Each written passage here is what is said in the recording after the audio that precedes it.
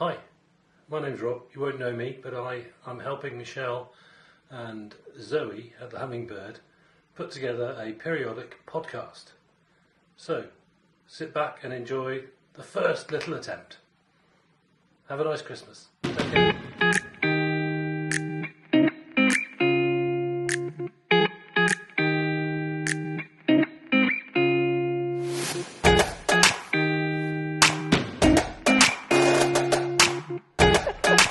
Surviving me.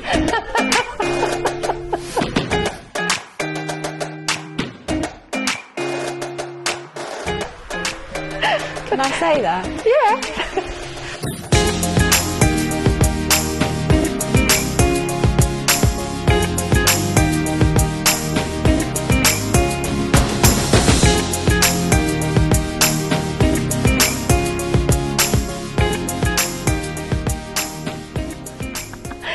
Hi everybody, well welcome to the Hummingbird Centre.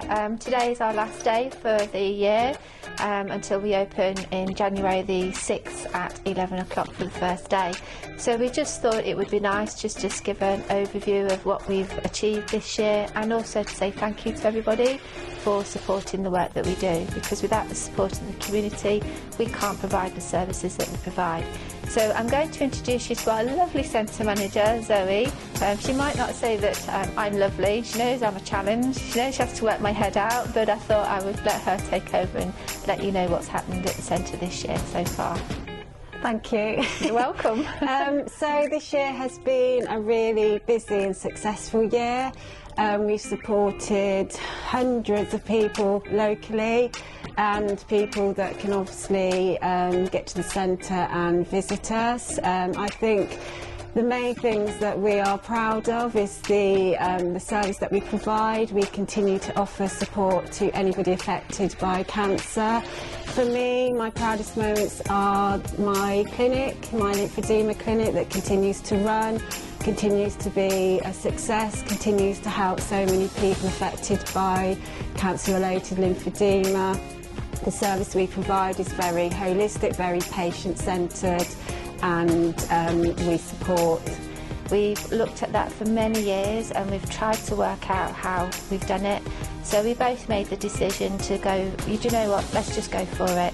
So in September, I think it was, Zoe, we did the men's, we actually launched it, didn't we?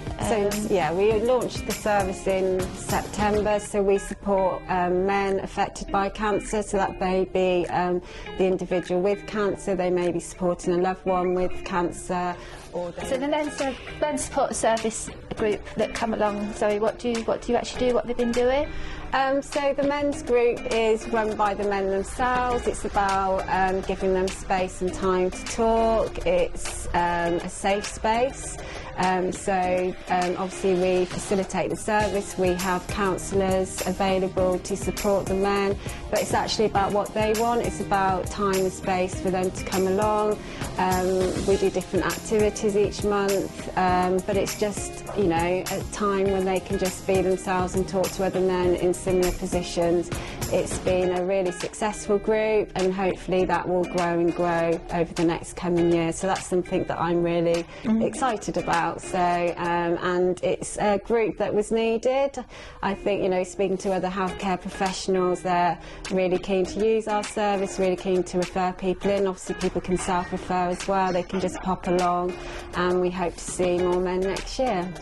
I think obviously men do find it more difficult to talk. I think naturally females come along to our sessions, our craft in our different sessions, and they do talk. I think a lot of men do continue to work through their cancer treatment, so they find it difficult to engage in daytime activities which are available. I think, it's just having a space where men can be around other men as well. Obviously, historically, the majority of our guests are female, so for men to come along and there's a room full of females, so men are quite happy to engage with that, but I think it's just being diverse and offering something for everybody, really, so yes. And sometimes we do get people that come along, don't we, and they say they don't know what they're looking for, and we just say, well, we just have a good chat with them, and that's the other thing as well, is that we spend quality time with the guests when they first come to see us. which is really important because they get to know and meet the hummingbird, they get to meet and know the team, and then we just have a chat and perhaps guide them on what may work for them. But it's all about the guest at the end of the day. They make the decision. And cultures are really difficult to reach out to sometimes because it doesn't matter what we do, what we try, it's down to that individual family or individual person. And like you say, different cultures, different areas sometimes keep it amongst themselves. But then when you have diverse people come and they find out what they get from here, then it's word of mouth, and that's really powerful for us as well, isn't it? Word of mouth. And our guests as well, they're quite vocal. They'll tell you what they actually do enjoy from here and what needs tweaking, and that's really important. I think another area that I'm really proud of is our counselling service as well. We've worked really hard this year. In January we will have 30 counsellors, so we're offering more and more support, so that is face-to-face counselling and online counselling as well. And we've worked really hard to provide the service and to increase the service to meet the demands locally and support people. So anybody affected by cancer again, so anybody within a family unit, anybody affected by cancer can obviously engage within our counselling service. And the other thing that we double up with that is we send people to the equine therapy at Equalaw, and that has been really powerful this year, and it's supported a lot of children, because especially when sometimes they get to an area where they don't know how to move forward or they don't know how to express it in words.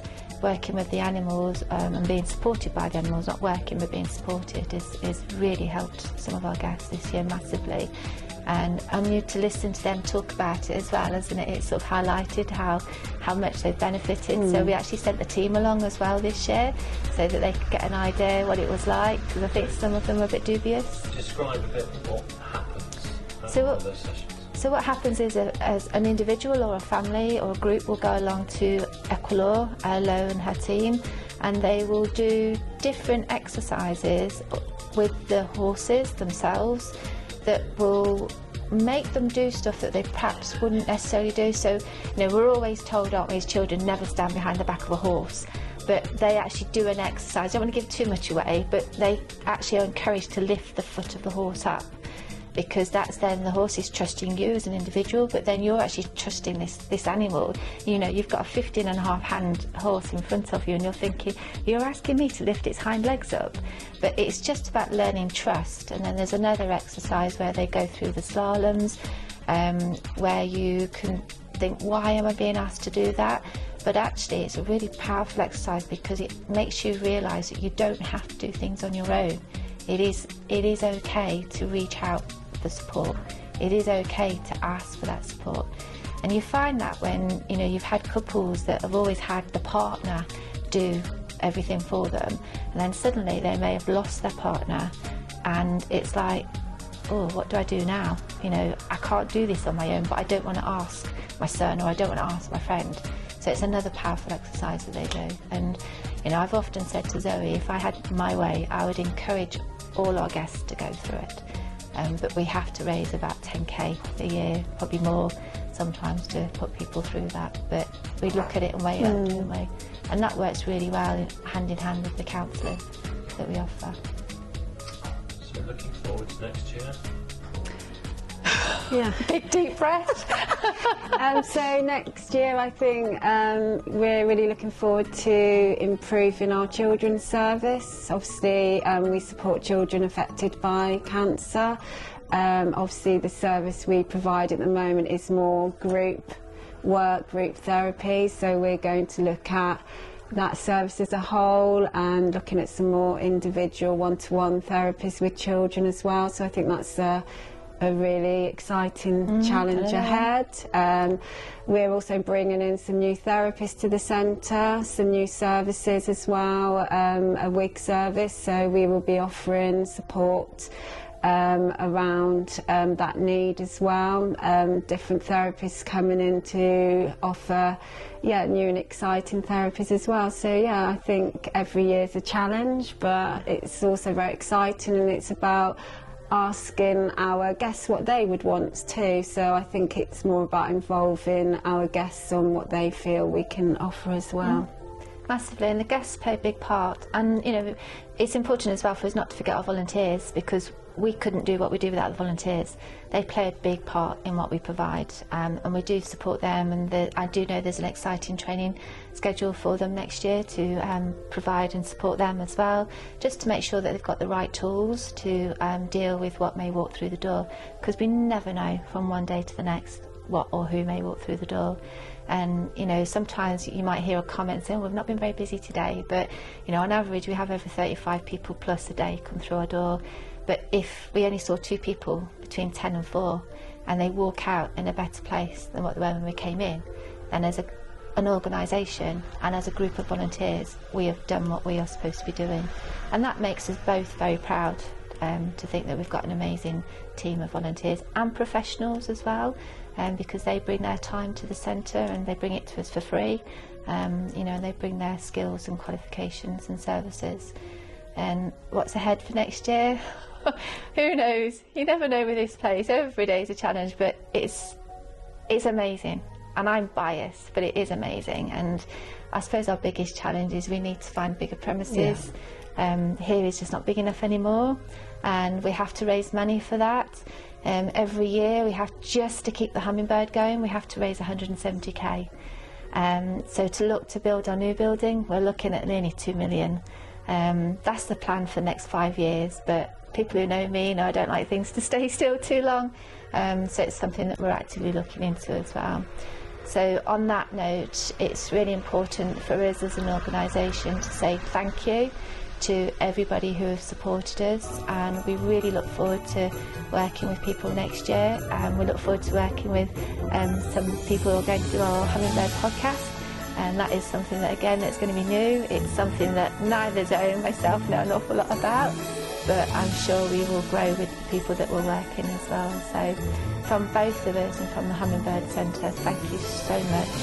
We know December is a difficult time of the year, and January is as well, but all we can say from our heart to yours is have a good Christmas, take time out, look after yourselves, and we'll see you all in 2026.